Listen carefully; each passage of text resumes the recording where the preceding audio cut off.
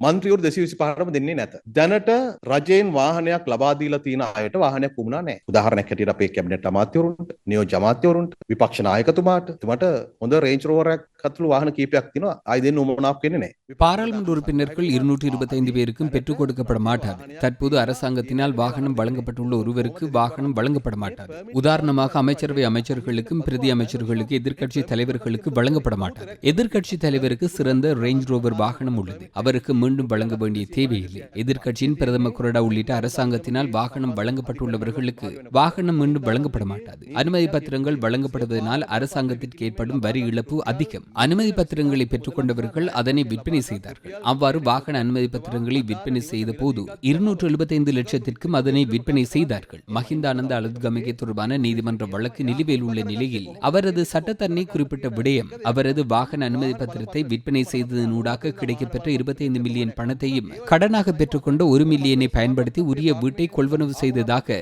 பிரதிவாதி கூண்டிலிருந்து தெரிவித்ததாக சட்டத்தரணி குறிப்பிட்டுள்ளார். 94ஆம் ஆண்டிலிருந்து வாகன அனுமதி பத்திரங்கள் கிடைக்கப்பெற்றுள்ளதாகவும் அதனை விற்பனை செய்துதான் வருமானம் ஈட்டியுள்ளதாக அவர் குறிப்பிட்டுள்ளார். சமன் ரத்னபிரிய பாராளுமன்றத்திற்கு வந்து 7 நாட்கள் மாத்திரம்தான் இருந்தார். அவருக்கு வாகன இறக்குமதி பத்திரம் கிடைத்தது. ஒரு சில நாட்களில் பாராளுமன்ற உறுப்பினர் ஒருவர் ஒரு வருடம் பாராளுமன்றத்தில் இருப்பார். அதன் பின்னர் மற்றொருவர் வருவார். அவருக்கும் வாகன அனுமதி பத்திரம் கிடைக்கும். அவ்வாறான நடைமுறைகள் தான் பாராளுமன்றத்தில் இருந்தது. 250 லட்சத்திற்கு வாகன அனுமதி பத்திரத்தை விற்பனை செய்து 190 லட்சத்திற்கு வீடுகளை வாங்கி எஞ்சிய தொகையை வங்கி கணக்கில் வைப்பிலிட்டு உறுப்பினர்களும் இருந்திருக்கின்றார்கள். அதன் பின்னர் அவர்களுக்கு அரசாங்கத்தில் வாகனம் ஒன்றை வழங்குவார்கள். அனுமதி பத்திரத்தை விற்பனை செய்ததன் பின்னர் வாகனம் வழங்கும் போது அதனை நியாயப்படுத்துவதற்காக ஒரு சில பதவி நிலைகளை வழங்கி ஜனாதிபதி செயலக வாகனத்தை வழங்கி இருக்கின்றார்கள். மாவட்ட செயலகங்களில் அண்மை காலம் வரை ஜனாதிபதி செயலக வாகனங்கள் காணப்பட்டது என்பதை தேடி பாருங்கள். இதனை நிறுத்த வேண்டும் அல்லவா? அனுமதி பத்திரத்தை வழங்கி வாகனத்தை பெற்றுக் கொண்டாலும் இல்லாவிட்டாலும்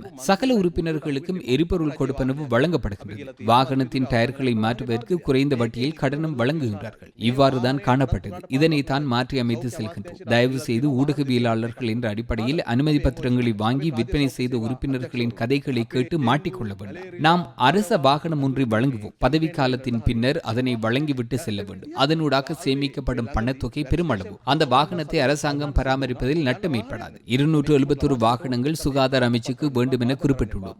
காலியில் தடுப்பூசி வழங்கும் செயற்பாட்டை 2 வாரங்கள் பிற்பட நேரிட்டது. காரணம் வாகனம் இல்லை. அவற்றை விரைவில் பெற்றுக் கொடுக்க வேண்டும். ஒரு சில ஊடகங்கள் 225 உறுப்பினர்களுக்கு வாகனம் பெறுவதற்காக 12,500 மில்லியன் ரூபாய் ஒதுக்கப்பட்டுள்ளதாக செய்தி வெளியிடுகின்றார்கள். நாம் எமது தேர்தல் மேடைகளில் போதுமான அளவு குறிப்பிட்டுள்ளோம். மக்கள் பிரதிநிதிகளுக்கு சேவையாற்றுவதற்கு வசதிகளை வழங்குவோம். சம்பாதிப்பதற்கு அனுமதி பத்திரங்களை தரமாட்டோம். வேலை செய்வதற்கான வசதிகளை வழங்குவோம்.